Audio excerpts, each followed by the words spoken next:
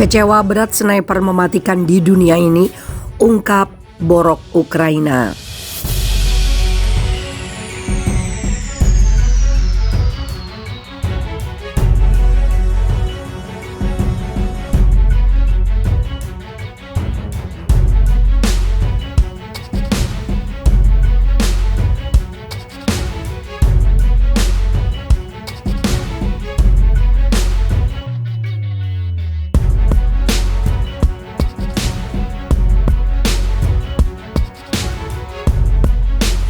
Setelah dipuji oleh media internasional, seorang penembak jitu atau sniper asal Kanada yang dikenal sebagai Wally telah kembali dari Ukraina ke Quebec, mengatakan kepada media lokal bahwa pengalamannya di sana adalah kekecewaan yang mengerikan. Dia mengklaim ada persenjataan yang tidak memadai, pelatihan yang buruk dan kerugian besar serta pencatutan dan deserse. Ketika Wally menjawab seruan Presiden Ukraina Volodymyr Zelensky pada bulan Maret dan secara sukarela berjuang untuk Ukraina, dia diberi liputan yang wah oleh media barat. Seorang mantan tentara Kanada yang juga secara sukarela berperang dengan militan Kurdi di Irak, Wally digambarkan oleh media Spanyol sebagai penembak jitu terbaik di dunia. Dirayakan oleh blogger militer Amerika untuk mengolok-olok Rusia dan dipuji oleh New York Post karena mengambil rudal anti-tank di gudang untuk membunuh orang sungguhan. Namun dia mengatakan bahwa kenyataan membuatnya kecewa kembali ke rumah di Quebec. Wally mengatakan kepada La Presse bahwa hari Jumat, komandan Ukraina awalnya tidak tahu apa yang harus dilakukan dengan pejuang asing seperti dirinya. Lelah menunggu kesempatan untuk berperang, Wally bergabung dengan Brigade Norman, sebuah unit pribadi yang dipimpin oleh mantan tentara lain dari Quebec. Namun beberapa anggota brigade ini memberitahu La Presse bahwa senjata dan rompi anti peluru yang dijanjikan oleh kepala brigade tidak pernah datang. Beberapa anggotanya berada di dekat garis depan tanpa peralatan pelindung. Sekitar 60 anggota brigade telah pergi, kata komandannya kepada La Presse, dan beberapa tentara berencana untuk mencuri pengiriman senjata yang dipasok Amerika senilai $500,000 dan membentuk unit mereka sendiri. Wally akhirnya bergabung dengan unit Ukraina, akhirnya menembakkan 2 peluru ke jendela untuk menakut-nakuti orang. Memutuskan untuk pulang tidak lama setelah 2 wajib militer Ukraina ditempatkan di wilayah Donbas, mengekspos diri mereka ke tank Rusia dan menerima tembakan peluru sangat akurat sebagai balasannya. Saya mengatakan kepada mereka untuk tidak mengekspos diri mereka seperti itu, tetapi mereka tidak mendengarkan saya. Saya melihat pecahan peluru itu berlalu seperti laser. Tubuhku menegang, saya tidak bisa mendengar apa-apa. Saya langsung sakit kepala. Itu benar-benar kekerasan. Wally bukan satu-satunya sukarelawan yang meninggalkan Ukraina tidak lama setelah tiba untuk berperang di forum Volunteers for Ukraine. Reddit, calon rekrutan dan mereka yang sudah berada di Ukraina bertukar saran, dorongan, dan terkadang cerita horor.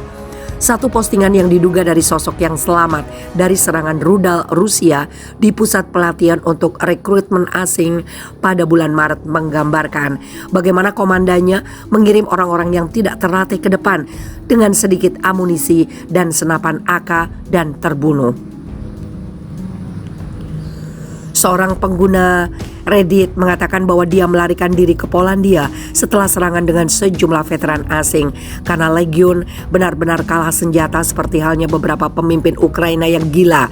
Setelah serangan itu, seorang perwira ingin menggiring semua orang ke Kiev dan bertempur. Kegilaan mutlak tinggal di rumah.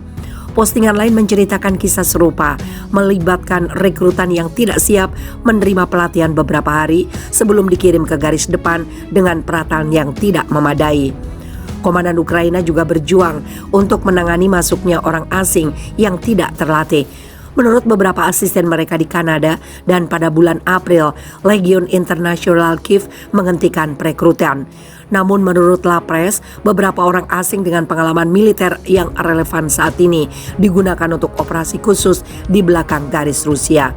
Moskow telah mengingatkan orang asing ini bahwa sebagai tentara bayaran, mereka tidak diberikan status kombatan di bawah hukum internasional.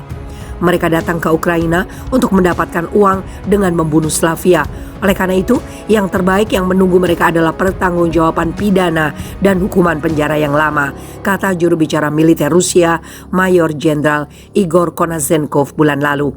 Khususnya di bawah hukuman internasional, sukarelawan asing yang atas dasar pribadi dan atas inisiatif mereka sendiri bergabung dengan angkatan bersenjata salah satu pihak dalam konflik bersenjata dianggap sebagai kombatan.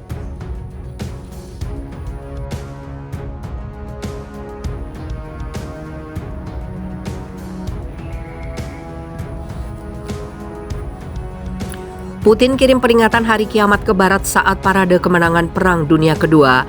Presiden Rusia Vladimir Putin akan mengirimkan peringatan hari kiamat ke barat ketika dia memimpin perayaan pada hari Senin 9 Mei. Acara perayaan itu menandai peringatan 77 tahun kemenangan Uni Soviet atas Nazi Jerman. Selama parade, Rusia akan mengacungkan senjata besar saat pasukannya berperang di Ukraina. Putin menentang isolasi barat sejak dia memerintahkan invasi negara tetangga Rusia. Putin akan berbicara di lapangan merah di depan parade pasukan, tank, roket, dan rudal balistik antar benua. Aksi flypast di atas Katedral Santa Basil akan melibatkan pesawat tempur supersonik, pembom strategis Tu-160 dan untuk pertama kalinya sejak 2010, pesawat komando hari kiamat 2-80 yang akan membawa petinggi Rusia jika terjadi perang nuklir, ungkap Kementerian Pertahanan Rusia. Dalam skenario itu, 2-80 dirancang untuk menjadi pusat komando jelajah Presiden Rusia. Pesawat itu dipenuhi dengan teknologi canggih, tetapi detail spesifik adalah rahasia negara Rusia. Pemimpin Kremlin berusia 69 tahun itu telah berulang kali menyamakan perang di Ukraina dengan tantangan yang dihadapi Uni Soviet ketika Nazi Adolf Hitler menyerbu pada 1941. Upaya memenangkan agresor pada malam perang patriotik hebat ternyata merupakan kesalahan yang merugikan rakyat kita, ujar Putin pada 24 Februari ketika dia mengumumkan apa yang dia sebut sebagai operasi militer khusus di Ukraina. Kami tidak akan membuat kesalahan seperti itu untuk kedua kalinya. Kami tidak berhak.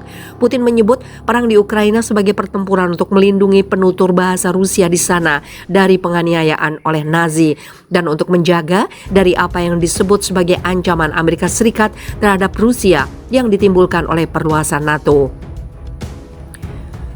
Ukraina dan Barat menolak klaim fasisme sebagai omong kosong, mengatakan Putin mengobarkan perang agresi yang tidak beralasan. Uni Soviet kehilangan 27 juta orang dalam Perang Dunia Kedua, lebih banyak dari negara lain manapun. Putin dalam beberapa